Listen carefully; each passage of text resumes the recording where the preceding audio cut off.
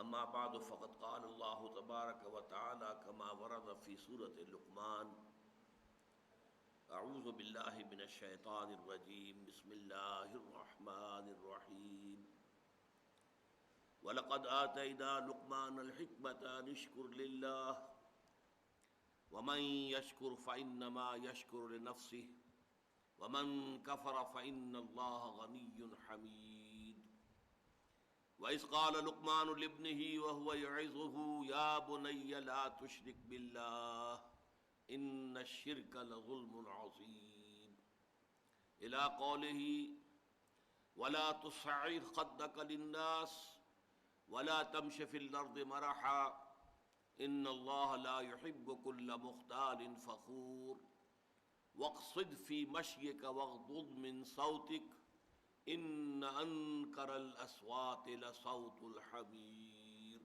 صدق اللہ العظیم رب اشرح لي صدری ویسر لي امری واحلل عقدۃ من لسانی یفقهوا قولی اللهم ربنا الہمنا رشدنا واعصمنا من شرور انفسنا اللهم ارنا الحق حقا وارزقنا اتباعه وارنا الباطل باطلا وارزقنا اجتنابه اللهم وفقنا لما تحب وترضى وتقبل منا فإنك خير المتقبلين اللهم ربنا آنس وحشتنا في قبورنا وارحمنا بالقرآن العظيم اللهم اجعله لنا إماما ونورا وهدى ورحمة اللهم ذكرنا منه ما نسينا وعلمنا منه ما جهلنا وارزقنا تلاوته آناء الليل وأطراف النهار واجعله لنا حجة يا رب العالمين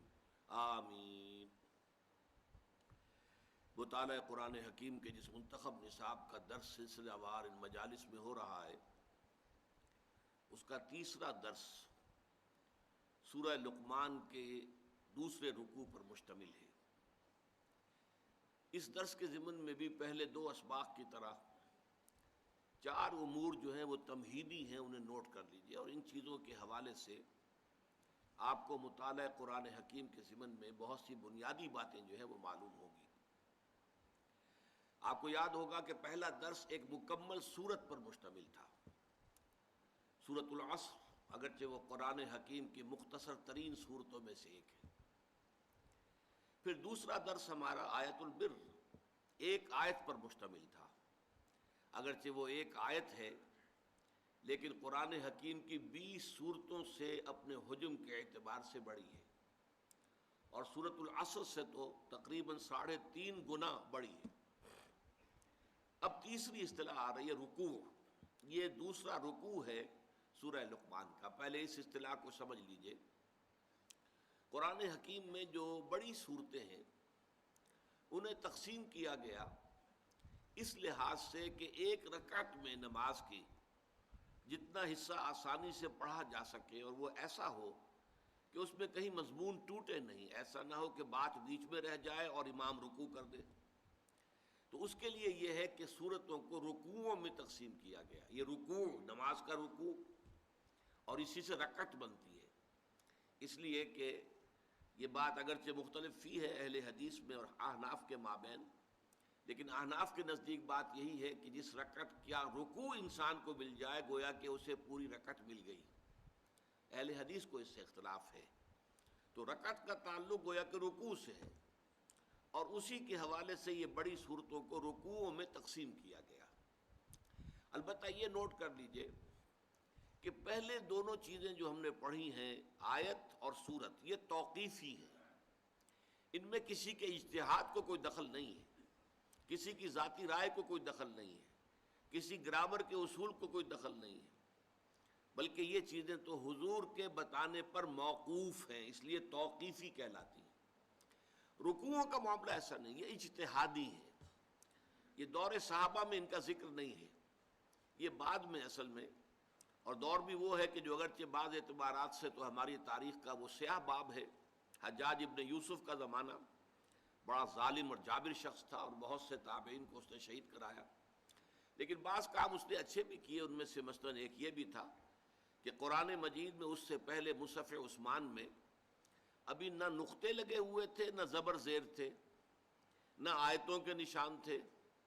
یہ ساری چیزیں جو ہے وہ حجاج ابن یوسف کے زمانے میں ان کا اہتمام کیا گیا. اسی طریقے سے رکوع بھی اسی زمانے میں معین ہوئے. اور اس میں واقعہ یہ ہے کہ معلوم ہوتا ہے کہ اجتہاد سے کام لیا گیا، اجتہاد جہد سے بنا ہے.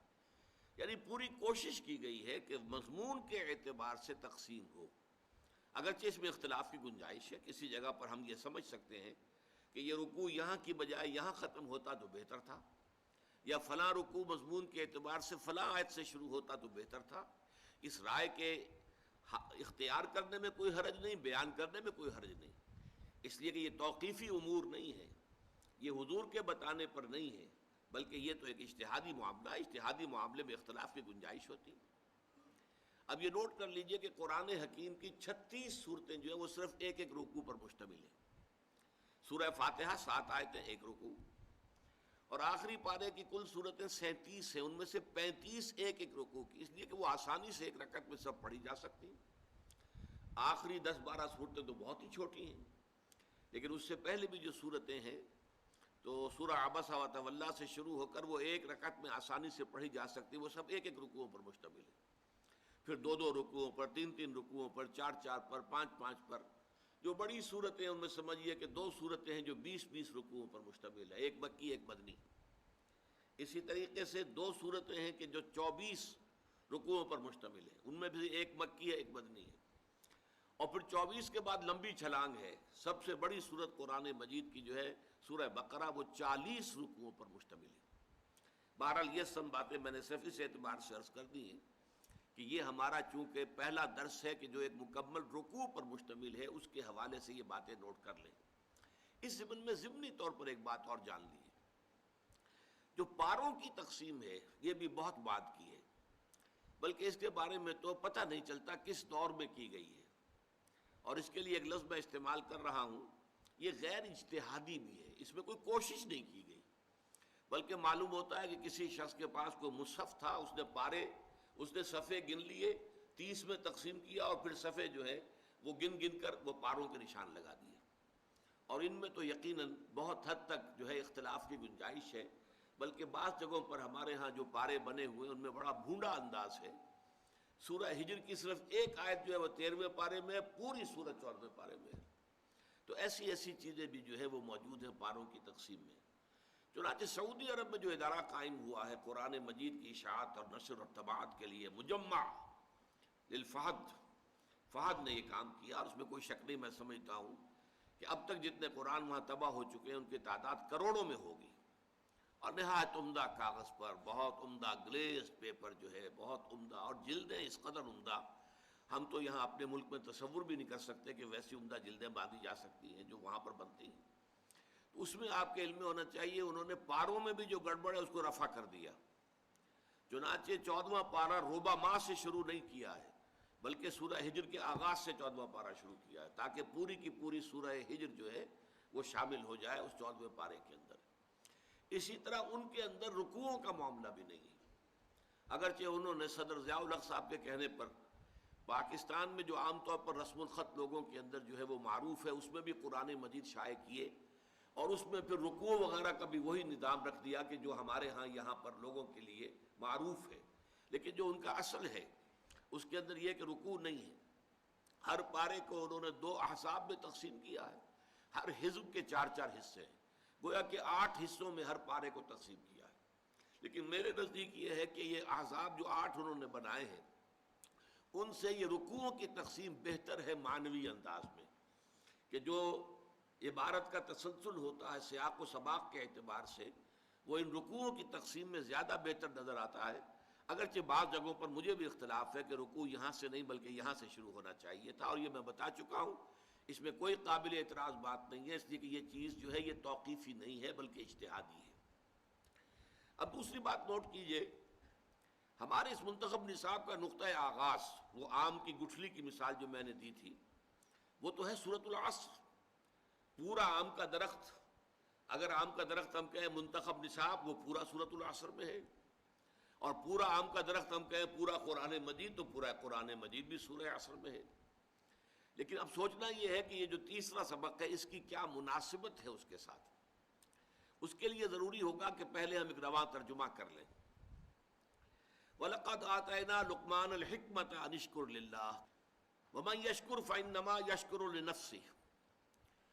اور ہم نے لقمان کو حکمت عطا کی تھی کہ کر شکر اللہ کا، اور جو کوئی شکر کرتا ہے تو وہ اپنے ہی بھلے اپنے ہی نفع کے لیے کرتا ہے.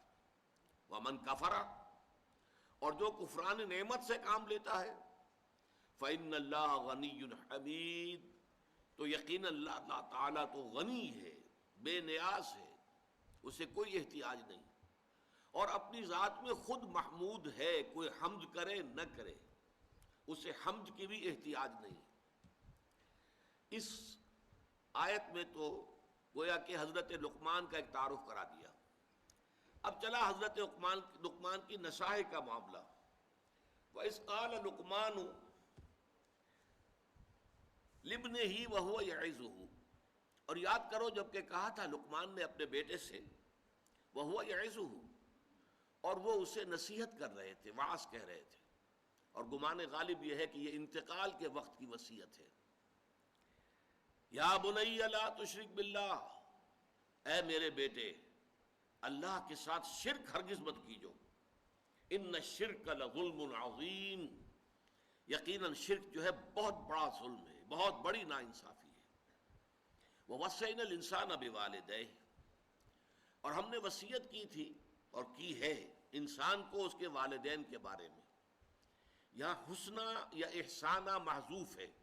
دو جگہ قرآن مجید میں یہ لفظ اسی طریقے سے اس آیت کے ساتھ آیا ہے، قد وصینا الانسان بوالدیہ حسنہ یا احسانہ، یہاں حذف کر دیا گیا. ہم نے انسان کو وصیت کی والدین کے حق میں کہ ان کے ساتھ حسن سلوک کرے، نیک رویہ اختیار کرے. حملتہ امہ وہنا علی وہن، اور خاص طور پر اس کی والدہ، اس نے اسے اٹھائے رکھا اپنے پیٹ میں کمزوری پر کمزوری جھیلتے ہوئے. وفصالہ فی عامین، اور پھر اس کا دودھ چھڑانا ہوا 2 سالوں میں. ان اشکر لی، کیا وصیت کی تھی کہ شکر کرو میرا، ولوالدیک، اور اپنے والدین کا، الی المصیر، تمہیں میری ہی طرف لوٹنا ہے. وَإِن جَاهَدَاكَ، اور اگر وہ دونوں یعنی والدین، والد اور والدہ، تم سے جہاد کریں، تم سے جھگڑیں، تم پر دباؤ ڈالیں، عَلَىٰ أَن تُشْرِكَ بِي مَا لَيْسَ لَكَ بِهِ عِلْمٌ، کہ تم شریک ٹھہراؤ میرے ساتھ کسی ایسی ہستی یا شے کو جس کے لیے تمہارے پاس کوئی علم، تمہارے عقل میں، شعور میں، فہم میں کوئی سند نہیں ہے، دلیل نہیں ہے. فَلَا تُطِعْهُمَا، تو ان دونوں کا کہنا مت مانو. وَصَاحِبْهُمَا فِي الدُّنْيَا مَعْرُوفًا، البتہ دنیا میں ان کے ساتھ رہو بھلے طریقے سے، بھلے انداز میں، اچھے طور سے. وَاتَّبِعْ سَبِيلَ مَنْ أَنَابَ إِلَيَّ، اور پیروی کرو اس شخص کے راستے کی جس نے اپنا رخ میری طرف کر لیا ہو. ثُمَّ إِلَيَّ مَرْجِعُكُمْ، پھر میری ہی طرف تم سب کو لوٹنا ہے. فَأُنَبِّئُكُمْ بِمَا كُنْتُمْ تَعْمَلُونَ، پھر میں تمہیں بتا دوں گا اور جتلا دوں گا جو کچھ کہ تم کرتے رہے تھے. یہاں آپ نے نوٹ کر لیا ہوگا کہ حضرت لقمان کی نصیحت جیسے ہی شروع ہوئی اپنے بیٹے کو، ایک ہی آیت کے بعد اس میں اللہ تعالیٰ نے اپنی طرف سے کچھ اضافہ کیا ہے. یہ جو والدین کے بارے میں بات آئی ہے اور تفصیل کے ساتھ آئی ہے، یہ در حقیقت اللہ تعالیٰ کی طرف سے ایک خلا ہے جو پر کیا گیا، وہ میں بعد میں وضاحت کر دوں گا. لیکن اب اس کے بعد پھر حضرت لقمان کی نصیحت شروع ہو رہی ہے. یا بنیا، اے میرے بچے، انہا ان تکو مثقال حبۃ، اگر ہو وہ یعنی عمل انسان کا، خواہ وہ نیکی کا ہو بدی کا ہو، بھلا ہو برا ہو، پھر یہ کہ وہ رائی کے دانے کے ہم وزن ہو. مثقال حبۃ من خردل، خردل رائی، بہت ہی دانہ چھوٹا ہوتا ہے، رائی کے دانے کے ہم وزن ہو نیکی یا بدی. فتکن فی صخرۃ، پھر خواہ وہ کسی چٹان میں ہو، پہاڑ کی کھو کے اندر گھس کر وہ کام کیا گیا ہو، او فی السماوات، یا آسمانوں میں ہو، فضاؤں میں یا خلاؤں میں ہو، او فی الارض، یا زمین میں ہو، زمین کے پیٹ میں گھس کر وہ عمل کیا گیا ہو. یات بہ اللہ، اللہ اسے لے آئے گا. ان اللہ لطیف خبیر، یقیناً اللہ تعالیٰ بہت باریک بین ہے اور بہت باخبر ہے.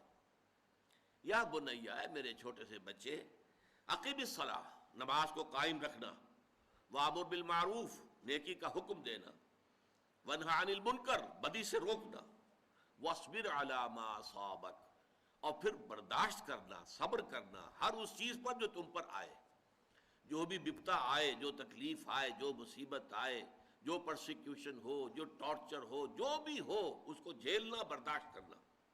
ان ذالک من عزم الامور، یقیناً یہ چیز جو ہے بڑی ہمت کے کاموں میں سے ہے. نیکی کی تلقین کرنا تو شاید جو ہے اس قدر صبر آزما نہ ہو، لیکن بدی پر نکیر کرنا جو ہے یہ برداشت نہیں کیا جاتا. نیکی کی تلقین آپ کرتے رہیے، لوگ اختیار کر لیں نہ کر لیں، لیکن یہ کہ وہ آپ کو برا بھلا نہیں کہیں گے، بلکہ شاید آپ کی گردنوں میں ہار ڈالیں، آپ کا استقبال کریں، آپ کے نام کے نعرے لگائیں، آپ کو کچھ نہ کچھ جو ہے وہ نذرانے پیش کریں.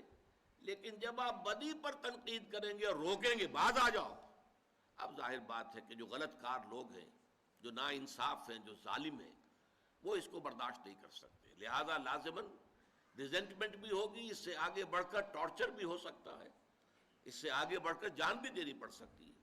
تو یہ بڑے ہمت کے کاموں میں سے ان ذالک من عزم الامور. ولا تصغر خدک للناس، اور اپنے گال جو ہے وہ لوگوں کے لیے پھلا کے مت رکھنا. یہ اصل میں غرور کی ایک شکل ہے کہ چہرہ جو ہے پھلایا ہوا ہے، گویا کہ کسی سے گفتگو کرنے کے لیے طبیعت آمادہ نہیں ہے.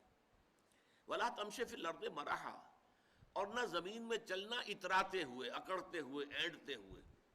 ان اللہ لا یحب کل مختال فخور، یقیناً اللہ کو بالکل پسند نہیں ہے وہ کہ جو اکڑنے والے ہیں، اترانے والے ہیں اور فخر کرنے والے ہیں. وقصد فی مشیک، اپنی چال میں میانہ روی اختیار کرنا.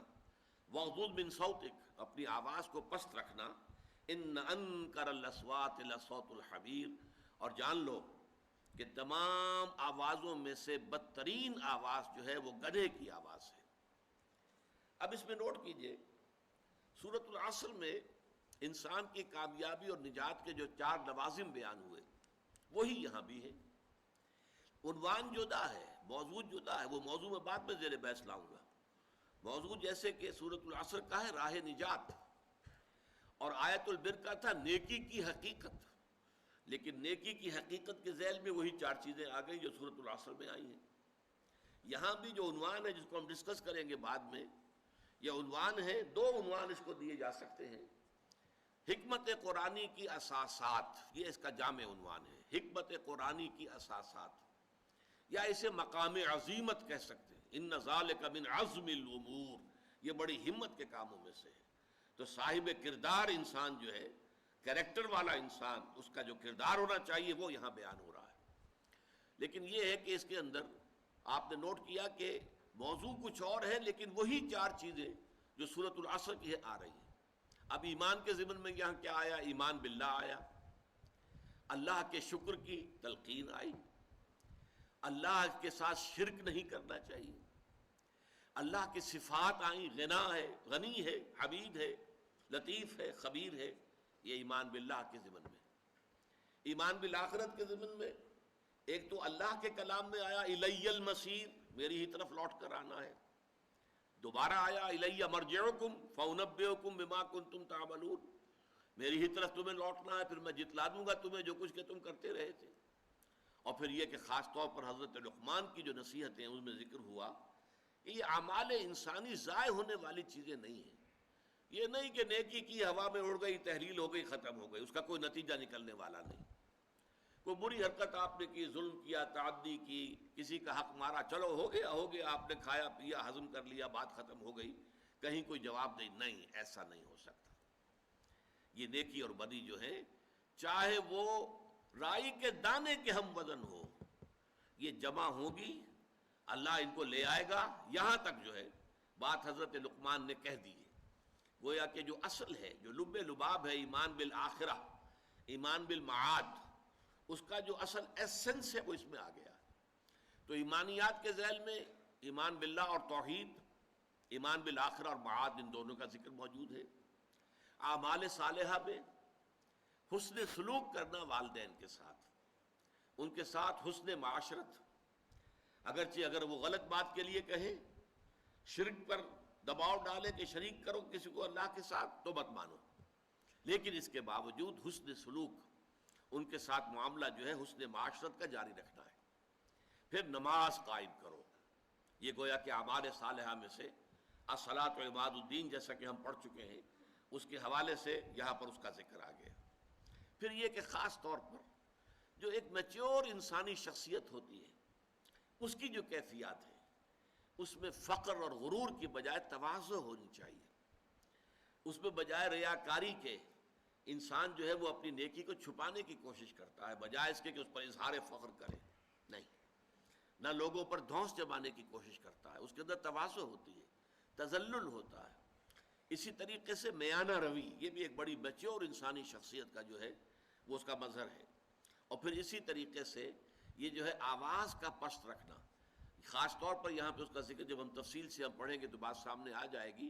اس کا اصل میں معاملہ ہے جب کہیں آپ کی بحث ہو رہی ہو کسی سے، کوئی آپ کا جھگڑا ہے، اس میں آپ آرگو کر رہے ہیں، تو بسا اوقات آپ نے دیکھا ہوگا جب ایک فریق یہ محسوس کرتا ہے کہ میرا پہلو گر رہا ہے دلیل کے اعتبار سے، تو وہ اپنی آواز بلند کر دیتا ہے، وہ زور سے بولنا شروع کرتا ہے تاکہ آواز کی بلندی سے وہ اپنے موقف کی کمزوری جو ہے اسے کمپنسیٹ کرے، اس کی تلافی کرے۔ یہ ہے وہ شے کہ جس سے یہاں روکا گیا ہے، ورنہ بسا اوقات بلند آوازی کی ضرورت ہوتی ہے۔ جنگ کے موقع پر کمانڈرز جب حکم دیتے ہیں تو بلند آواز کے ساتھ دیتے ہیں، اس کی اپنی جگہ ضرورت ہے، لیکن یہاں یہ ہے کہ عام طور پر انسان جو ہے وہ اپنی بات بیان کرے، دلیل کے ساتھ بیان کرے، لیکن بڑی شائستگی سے بیان کرے، خامخواہ آواز کو بلند کرنے کی ضرورت نہیں۔ تو یہ اعمال صالحہ میں سے یہ چیزیں ہیں کہ جن کا ذکر آ گیا۔ پھر اگلی اصطلاح وَتَوَاصَوْا بِالْحَقِّ، وہ یہاں ایک مکمل جامع اصطلاح کے طور پر بات آئی ہے۔ یہ قرآن کی ایک مستقل اصطلاح ہے جو 10 مقامات پر اسی طریقے سے جوڑے کی شکل میں آئی ہے۔ امر بالمعروف نہی عن المنکر، نیکی کا حکم دینا، بدی سے روکنا۔ اب وہاں تواصوا بالحق، وصیت کرو حق کی، اس وصیت کرو حق کی یہاں پر اس کو 2 حصوں میں تقسیم کر دیا گیا۔ جو نیکی ہے، بھلائی ہے، حق ہے، اس کا پرچار کرو، اسے پھیلاؤ، لوگوں کو اس کی تشویق دلاؤ، ترغیب دو، اور جو بدی ہے، برائی ہے، اس سے روکو، مشورے کے درجے میں بھی روکو، نصیحت کے درجے میں بھی روکو، اور طاقت ہو تو ہاتھ سے روکو، جیسے کہ حدیث میں آتا ہے من رآ منکم منکرا فلیغیرہ بیدہ فإن لم یستطع فبلسانہ فإن لم یستطع فبقلبہ وذلک اضعف الایمان۔ تم میں سے جو شخص بھی کسی بدی کو دیکھے، اس کا فرض ہے کہ اسے طاقت کے ساتھ روکے، ہاتھ سے روکے، اور اگر اس کی طاقت نہ رکھتا ہو تو زبان سے روکے، کہے تو صحیح کہ خدا کے بندو باز آ جاؤ اس کام سے، یہ غلط ہے، یہ حرام ہے، کیوں اللہ تعالیٰ کے غضب کو دعوت دے رہے ہو۔ اور اگر اس کی بھی استطاعت نہ ہو، حالات ایسے ہو گئے ہوں کہ کلمہ حق زبان سے نکالنا بھی ناممکن ہو جائے، زبانیں بدیوں سے کھینچی جا رہی ہو صرف کلمہ حق کے کہنے سے، تو کم سے کم یہ کہ دل میں اس کا برا جاننا، صدمے کا ہونا، انسان اندر کوفت محسوس کرے، اندر ہی اندر کم سے کم وہ پیچ و تاب کھائے، یہ کیا ہو رہا ہے، کیوں ہو رہا ہے، اور اس پر اسے تاسف ہو، رنج ہو، افسوس ہو کہ میں کچھ کر نہیں پا رہا، میں اس کے خلاف آواز بھی نہیں اٹھا پا رہا، کجا یہ کہ اس کو ہاتھ سے روکوں۔ فرمایا وَذَلِكَ أَضْعَفُ الْإِيمَانِ، یہ ایمان کا کمزور ترین درجہ ہے، یعنی اگر یہ بھی نہیں ہے تو پھر ایمان ہے ہی نہیں۔ وائے ناکامی متاع کارواں جاتا رہا، کارواں کے دل سے احساس زیاں جاتا رہا، یہ تو گویا کہ پھر آخری درجے میں گویا کہ ایمان کے فقدان کی علامت ہے۔ اور اس کے بعد جو سورۃ العصر کی آخری شے ہے وَتَوَاصَوْا بِالصَّبْرِ، یہاں وہ بات بھی آ گئی وَاصْبِرْ عَلَىٰ مَا أَصَابَكَ۔ اب یہاں پر بڑی شاندار انداز میں بات آئی، جو شے بھی آئے، جو بیتے جھیلو، جو برداشت کرنا پڑے صبر کے ساتھ برداشت کرو، جو تکلیف آئے اسے برداشت کرو، جو قربانی دینی پڑے اس کے لیے تیار رہو، جان دینی پڑے تو دو۔ آخر سقراط نے جان دے دی تھی نا، کس بات پر؟ کہ بعض چیزیں جنہیں وہ حق سمجھتا تھا، معاشرے نے کہا کہ تم اگر یہ باتیں صرف اپنے دل میں رکھو تو ہم تمہیں کچھ نہیں کہیں گے، پرچار نہیں کر سکتے تم اس کا، تواصی بالحق نہیں کر سکتے. زبان بند رکھو تو زندہ رہ سکتے ہو، اور اگر تم زبان بند نہیں رکھ سکتے تو یہ زہر کا پیالہ ہے. یہ عدالت کے اندر بات ہوئی ہے، یہ زہر کا پیالہ رکھا ہوا، ابھی اس کو پی لو اور اپنی زندگی ختم کر دو. دیر اینڈ دین اس نے وہ زہر کا پیالہ اونڈیل لیا اپنے حلق میں اور جان دے دی کہ میرے لیے زندگی جو ہے وہ بیکار ہے اگر میں حق کا پرچار نہ کر سکوں. لہذا اس کے لیے اگر جو ہے انسان کو جان دینی پڑے جان دو. رسولوں نے کیسی کیسی تکلیفیں جھیلی ہیں، آپ کو علم ہے. حضور نے کیسے کیسے مصائب برداشت کیے ہیں. یہ سب کیا ہے؟ حق کی دعوت کے ضمن میں. آخر کوئی اور جھگڑا تو نہیں تھا، کوئی جائیداد کا جھگڑا نہیں تھا قریش سے، کوئی اور جو زن زر اور یہ جو آج کل ہمارے ہاں مشہور ہیں 3 چیزیں جن پر کہ یہ جو جھگڑے ہوتے ہیں قتل ہوتے ہیں، ان میں سے تو کوئی شے نہیں تھی. لیکن یہ ہے کہ حق کی بات کہنے پر جو بھی تھا جو ان کو گوارا نہیں تھا. تو یہ آپ نے دیکھا کہ یہ ہمارے منتخب نصاب کا بہت ہی مناسب تیسرا درس ہے. اب آئیے نمبر 4. جیسے آیت البر میں ہم نے دیکھا تھا، بلکہ ابھی تو نمبر 3 پر ہمیں آنا ہے. اس کا موضوع کیا ہے؟ میں نے عرض کیا تھا حکمت قرآنی کی اساسات. یہ ذرا ثقیل موضوع ہے، اس پر تھوڑی سی توجہ کو آپ بھی مرکوز کیجئے جو کچھ میں کہہ رہا ہوں. دیکھیے حکمت کسے کہتے ہیں؟ حکمت عقل کی اور انسان کی دانش کی وہ پختگی کی کیفیت ہے جس سے کہ اصابت راہ پیدا ہو جائے اور انسان صحیح کو صحیح سمجھے، غلط کو غلط سمجھے. یہ صلاحیت جو ہے پیدا ہو جانا انسان کے اندر، یہ حکمت ہے، دانائی ہے. اس کے مقابلے کا ایک لفظ آتا ہے فلسفہ. حکمت اور فلسفے میں فرق کیا ہے؟ فلسفے کی ساری بنیاد جو ہے وہ عقل پر ہے اور منطق پر ہے. اور چونکہ یہ منطق جو ہے انسان کی، یہ انسان کے حواس خمسہ سے جو معلومات حاصل ہوتی ہیں، جو ہماری عقل میں، ہمارے اس کمپیوٹر میں فیڈ ہوتی ہیں، انہی کی بنیاد پر ہماری منطق ہے. بول چال اسی پر ہے، اسی کے اصول بنے ہوئے ہیں. تو عقلی اور منطقی جو سفر ہوتا ہے صرف اس کائنات کی بڑی گتھیوں کو سلجھانے کے لیے کہ اس کی حقیقت کیا ہے، خیر کی حقیقت کیا ہے، شر کی حقیقت کیا ہے، وجود کی حقیقت کیا ہے، یہ بڑے بڑے مسائل ہیں. انسان کی حقیقت کیا ہے، یہ آیا حیوان ہے یا کچھ مختلف ہے، مختلف ہے تو کس اعتبار سے ہے. زندگی کی حقیقت کیا ہے، صرف زندگی یہی ہے جو اس دنیا کی ہے یا اس کے بعد بھی کوئی زندگی ہے. یہ مسائل ہیں، ان پر انسان صرف عقل کی روشنی میں اگر غور کرتا ہے تو اس کا نام فلسفہ ہے. فائلولوجی کہتے ہیں the science of languages. Philosophy, یہ فلاسفی جسے ہم کہتے ہیں، philosophy, sophy wisdom, wisdom based on language. یہ منطق کی بنیاد پر جو وزڈم تیار ہوتی ہے وہ در حقیقت فلاسفی ہے. حکمت کسے کہتے ہیں؟ اس میں عقل کے ساتھ ساتھ فطرت انسانی میں بہت سی چیزیں ایسی مضمر ہیں جو انسان بائی انسٹنکٹ جو ہے وہ جانتا ہے اور مانتا ہے.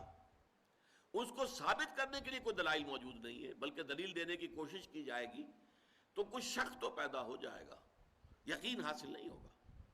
مثلا نیکی اور بدی کا تصور ہے، فطرت انسانی کے اندر موجود ہے.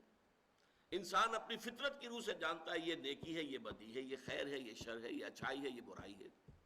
سچ بولنا اچھا ہے، جھوٹ بولنا برا ہے، فطرت سے جانتا ہے. لیکن اگر آپ ثابت کریں کہ سچ بولنا واقعی اچھا ہے، ثابت کرو، اور جھوٹ بولنا واقعی برا ہے، ثابت کرو منطق سے، تو اس ثابت کرنے کی کوشش میں شک تو پیدا ہو جائے گا، کوئی یقین کی کیفیت پیدا نہیں ہوگی. اسی طرح ایک ہستی کا تصور، کوئی ایک ہستی ہے جو اس کائنات کی پیدا کرنے والی ہے، خالق ہے، مالک ہے. یہ تصور فطرت انسانی کے اندر موجود ہے. اس کو ثابت کرنے کی کوشش کریں گے تو ٹھوکریں کھا جائیں گے. عقل سے، منطق سے ثابت کریں گے تو ایک کریٹیک آف پیور ریزن جو کتاب لکھی تھی کانٹ نے، اس میں اس نے بخیے ادھیڑ دیے تھے کہ اللہ اور خدا کی ہستی کے ذیل ضمن میں جو دلائل منطق نے قائم کیے ہیں ان سب کو اس نے منطق ہی سے توڑ دیا. ان الحدید بالحدید یفلح، لوہا لوہے سے کاٹا جاتا ہے. منطق کو منطق نے کاٹ دیا، سارے دلائل ختم ہو گئے، سارے دلائل پادر ہوا ثابت ہوئے. کسی منطقی دلیل سے اللہ کے وجود کو ثابت نہیں کیا جا سکتا. لیکن یہ کہ فطرت کے اندر ہے، کوئی ہستی ہے، کوئی خالق ہے، کوئی مالک ہے. پوری دنیا کے اندر سب نے مانا ہے، پوری دنیا میں صرف یہ تو ہوا ہے کہ اس کے ساتھ کچھ چھوٹے چھوٹے معبودوں کو بھی لگا لیا گیا. بڑا جی سے لکھا جانے والا گاڈ ایک ہی رہا, گاڈز اینڈ گاڈیسز, لیکن وہ چھوٹے جی سے لکھے جائیں گے, بڑے جی سے نہیں. گاڈز جب ہوگا جمع تو وہ چھوٹے جی سے, گاڈز اینڈ گاڈیسز. اسی طریقے سے مہادیو وہ تو ایک ہی رہا ہے. البتہ دیو, دیوتا, دیویاں, یہ دیو ہی ہے نا, دیو ہی سے مہادیو بنا ہے اور دیو ہی سے دیوی اور دیوتا بنا ہے. دیوی دیوتا بے شمار ہو سکتے ہیں, اللہ ایک, الہہ بے شمار ہو سکتے ہیں. تو یہ انسانی فطرت کے اندر مضمر ہے, تاریخ انسانی ثابت کر رہی ہے. اگرچہ کہ منطق کے حوالے سے اگر آپ اسے ثابت کرنا چاہیں گے تو وہ ثابت نہیں کر سکتے. منطق جو ہے وہ منطق کو کاٹ دیتی ہے.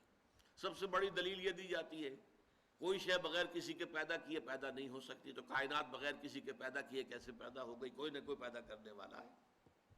ٹھیک, اب اسی پر اگلا وار ہوتا ہے, اچھا تو پھر وہ ہستی بغیر کسی کے پیدا کیے پیدا ہو گئی یا خود بخود ہو گئی, کیسے ہو گئی؟ اگر اصول یہ ہے کہ کوئی شے بغیر کسی کے پیدا کیے پیدا نہیں ہو سکتی, تو وہ ذات کیسے پیدا ہوئی؟ دلیل ختم ہو گئی. ان الحدید بالحدید یفلع, لوہے کو لوہا کاٹتا ہے. تو در حقیقت کوئی منطقی دلیل نہیں ہے. اور ہمارے ہاں خاص طور پر امام رازی رحمۃ اللہ علیہ نے اپنی تفسیر میں جو منطقی بحثیں کی ہیں, موشگافیہ کی ہیں, وہ ٹھیک ہے, ایک دور کا یہ ایک خاص مشغلہ تھا اور خاص اس کا ایک ذوق تھا, ایک ہر دور کا ہوتا ہے, اس میں اس کی بڑی قدر تھی, اہمیت تھی, لیکن اب اس کی کوئی حیثیت نہیں. تو اصل میں جب فطرت انسانی وہ صحیح ہو, اس میں کجی نہ آئے, وہ پرورٹڈ نہ ہو, وہ فطرت مست نہ ہو گئی ہو, اور عقل سلیم, عقل بھی بے راہ نہ ہو, عقل پر شہوت کا غلبہ نہ ہو جائے, خواہشات کا غلبہ نہ ہو جائے, تعصب کی پٹی نہ بندھی ہوئی ہو. تو دیکھیے دونوں لفظ سلیمہ سالم سے بنا ہے, کسی شے کا صحیح ہو, سالم ہونا. فطرت سلیمہ, فطرت صحیح ہو, سالم ہو, اس کے اندر کوئی کجی نہ آئی ہو, کہیں کسی اعتبار سے پرورشن نہ آئی ہو, اور عقل انسانی بھی صحیح ہو, سالم ہو, عقل سلیم, اور اس کے اوپر نہ تو خواہشات کی پٹی بندھی ہوئی ہو, نہ اس پر تعصبات کی پٹی بندھی ہوئی ہو, نہ اس پر کوئی اور اپنی اغراض جو ہے غالب آ جائے. اگر یہ دونوں صحیح و سالم ہو اور دونوں کا سفر ہو, تو اس سے جو شے وجود میں آتی ہے وہ حکمت ہے, وزڈم.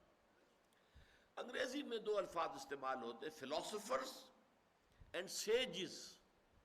سیجز ان کو کہا جاتا ہے وہ درویش بنش مفکرین, جنہوں نے عقل سے کام لیا, غور و فکر سے کام لیا, لیکن وہ تھے نہایت درویش بنش. انسانیت, اخلاقی اعتبار سے, ہر اعتبار سے وہ بہت عمدہ نمونے انسانیت کے. فلسفی تو کوئی بھی ہو سکتا ہے, شرابی ہو, زانی ہو, لیکن یہ کہ وہ عقل جو ہے, عقل عیار, عقل تیز ہو, اور اس کے ذریعے سے وہ بہت سے اپنے فلسفیانہ خیالات جو ہیں ان کا تانا بانا منطق کے ذریعے سے باندھ کر لوگوں کے سامنے رکھ سکتا ہے.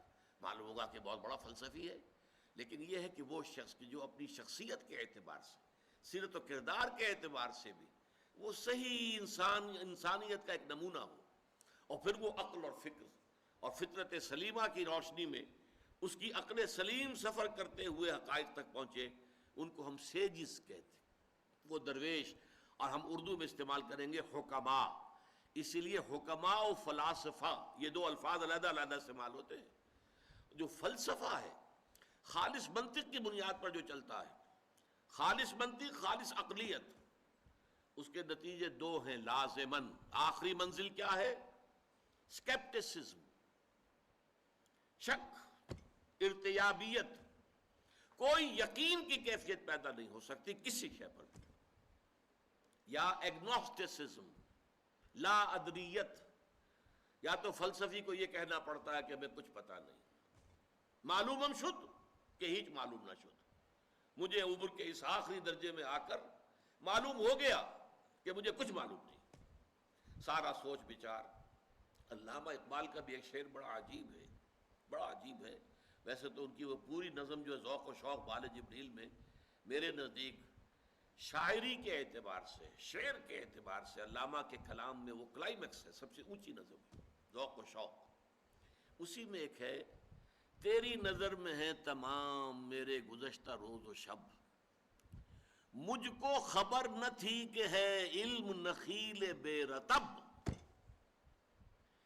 عمر کی اس سند پر پہنچ گیا، اللہ میں پہنچ گیا ہوں، میں نے سمجھ لیا یہ علم اور فلسفہ جو ہے، جو میں نے حاصل کیا، پڑھا لکھا، جس کے لیے گیا، میں برطانیہ بھی گیا اور جرمنی بھی گیا، مجھے معلوم نہ تھا یہ ایسے کھجور کا ایک درخت ہے جس میں کھجور لگتی ہی نہیں۔ درخت کھجور کا ہے، کھجور نہیں لگتی اس میں۔ مجھ کو خبر نہ تھی کہ ہے علم نخیل بے رطب، اس میں تو کھجور لگتی ہی نہیں۔ اسی لیے پھر ایک جگہ کہتے ہیں کہ خرد کی گتھیاں سلجھا چکا میں، میرے مولا مجھے صاحب جنوں کر، یقین مجھے پیدا ہو جائے۔ اور وہ یقین جو ہے پھر عشق پیدا کرتا ہے، محبت پیدا کرتا ہے، جذبہ پیدا کرتا ہے، جنون پیدا کرتا ہے۔ دنیا انہیں کہتی ہے جنونی۔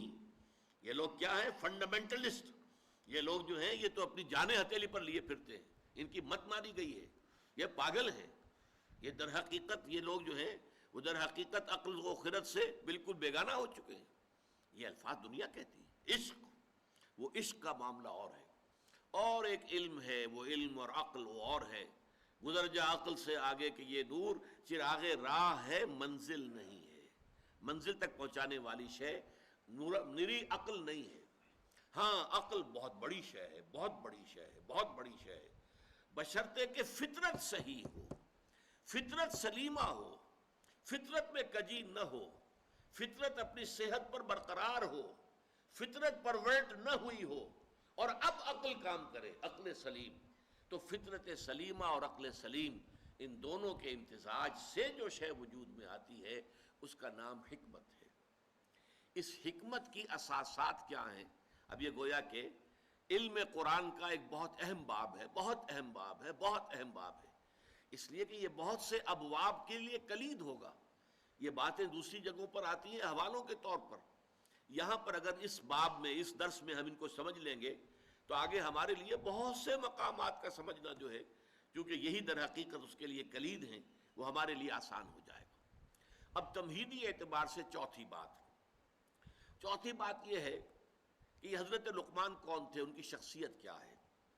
جیسے ہمارے دوسرے سبق میں اس کا موضوع تو تھا نیکی کی حقیقت، پس منظر میں ایک واقعہ تھا، تحویل قبلہ کا واقعہ، جو شمال سے جنوب کی طرف رخ کرنے کا حکم ہو گیا، بیت المقدس کی بجائے بیت اللہ الحرام کی طرف، یہ واقعہ تھا۔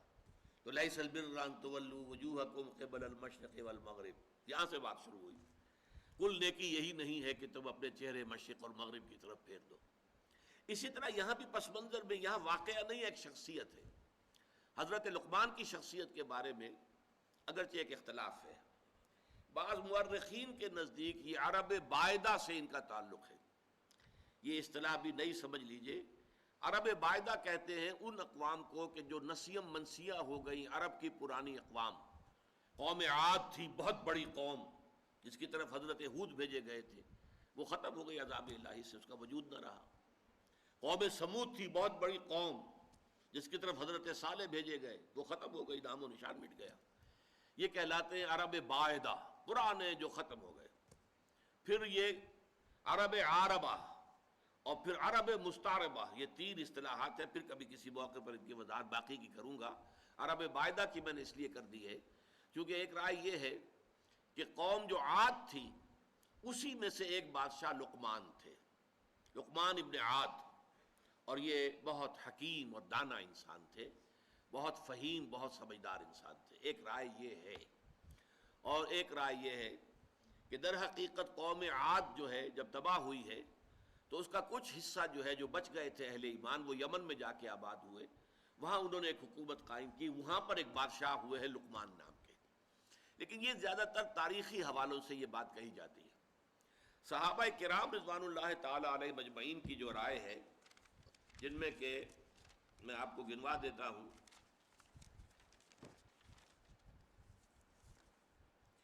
ابو ہریرہ رضی اللہ عنہ، ابن عباس رضی اللہ تعالی عنہما، جابر بن عبداللہ انصاری رضی اللہ تعالی عنہ، پھر یہ کہ تابعین میں سے سعید ابن مسیب، مجاہد، اکرمہ رحمۃ اللہ علیہم، ان سب کی رائے یہ ہے کہ یہ اصل میں سوڈان کے رہنے والے سیاہ فام انسان تھے، اور سوڈان کا جو شمالی کنارہ ہے نوبیا کہلاتا ہے، وہ تقریباً مصر اور سوڈان کے درمیان پڑتا ہے، وہاں کے رہنے والے تھے، پیشے کے اعتبار سے کارپینٹر تھے، اور یہ آ کر عرب میں آباد ہو گئے تھے۔ اب یہ گویا کہ اس اعتبار سے یہ کوئی خاندانی اعتبار سے بھی کوئی وجاہت نہیں تھی، پیشے کے اعتبار سے بھی کوئی وجاہت نہیں تھی، کوئی دولت و ثروت بھی نہیں تھی، دنیاوی اعتبارات سے کوئی اس طرح کی معروف شخصیت نہیں، لیکن اللہ نے حکمت عطا کی تھی۔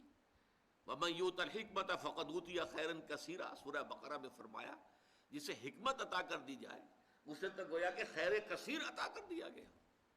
تو ان کی حکمت اور دانائی جو ہے اس کی بنا پر ان کے اقوال کوٹ کیے جاتے تھے عرب میں، جو خطباء تھے۔ جیسے اب میں تقریر کرتا ہوں تو علامہ اقبال کے اشعار جو ہے کوٹ کرتا ہوں، اس لیے کہ میں محسوس کرتا ہوں کہ جو بات میں کہنی چاہ رہا ہوں وہ شاید میں اپنے الفاظ میں اتنی خوبصورت طور پر نہ کہہ سکوں جیسا کہ اقبال نے اس اپنے شعر میں کہا ہے، تو بات کو واضح کرنا مقصود ہے نا۔ تو اس لیے آپ حوالہ دیتے ہیں پھر اس اعتبار سے بھی کہ انہیں مانا جاتا ہے، مسلم ہے، حکیم الامت ہے، بہت بڑے فلسفی ہیں، بڑے دانا انسان ہیں۔ تو یہی کوٹ کرنے کا انداز تھا عرب میں کہ شعراء اور خطباء یہ کوٹ کیا کرتے تھے۔ چنانچہ امرؤ القیس جس کو کہا جاتا ہے کہ عرب شعراء کا سردار بادشاہ، اسی طرح حضرت لبید جو سبع معلقہ کے شعراء میں سے آخری تھے اور ایمان لے آئے تھے، عاشا اور طرفہ وغیرہ ہم، یہ جو اشعار جو شعراء ہیں ایام جاہلیت کے، یہ اپنے اشعار میں بھی لقمان کے اقوال کا، دیکھو لقمان نے یہ کہا تھا، دیکھو لقمان نے یہ کہا تھا، اس اعتبار سے ان کا چونکہ حوالہ دیا جاتا تھا۔ اور بلکہ تاریخ میں یہ آتا ہے کہ حضور صلی اللہ علیہ وسلم سے ایک شخص نے آ کر معاملہ کیا تھا، سوید ابن صامت نے۔ اس نے یہ کہا تھا 3 سال قبل ہجرت سے مکے میں آیا اور کہا کہ اے محمد، میں نے سنا ہے تم بہت عمدہ کلام پیش کرتے ہو، تو میرے پاس بھی ایک کلام ہے جو بہت عمدہ ہے، میں اپنا کلام پیش کرتا ہوں، تم کیا کلام پیش کرتے ہو، تم لاؤ۔ تو اس نے خود جو ہے حضرت لقمان کے نصائح کو پڑھ کر سنایا۔ ان کی کوئی چیزیں جو ہے یہ صحیفہ لقمان کے نام سے وہاں پر موجود بھی تھا، عرب کے اندر موجود تھا۔ اب بھی اس نام سے کچھ کتابیں مغرب میں بھی بکتی ہیں، لیکن ان کی اوتھینٹسٹی جو ہے وہ ظاہر بات ہے کہ یقینی نہیں ہے۔ پھر حضور نے قرآن مجید پڑھ کر سنایا تو شخص نے تسلیم کیا، واقعتاً جو کلام آپ پیش کر رہے ہیں وہ بہت بلند تر ہے، بہت اعلیٰ ہے، بہت عرفہ ہے۔ اگرچہ یہ کہ اس کا ایمان لانا ثابت نہیں، ایمان نہیں لایا، واپس چلا گیا اور پھر جنگ بعاث میں مارا گیا۔ بہرحال قرآن مجید میں اسی انداز سے اتمام حجت کے طور پر پیش کیا جا رہا ہے حضرت لقمان کی نصائح کو کہ دیکھو لوگو، اے قریش کے لوگو، جن باتوں کی تعلیم محمد تمہیں دے رہے ہیں صلی اللہ علیہ وسلم، جن باتوں کو ماننے کی دعوت دے رہے ہیں، تم جسے ایک حکیم اور دانا انسان سمجھتے ہو، جس کے اقوال کو تم کوٹ کرتے ہو، تمہارے خطباء اور شعراء جس کا حوالہ دیتے ہیں، اس کی بھی بنیادی تعلیم وہی تھی کہ جو آج محمد پیش کر رہے ہیں صلی اللہ علیہ وسلم۔ بارک اللہ لی ولکم فی القرآن العظیم ونفعنی وإیاکم بالآیات والذکر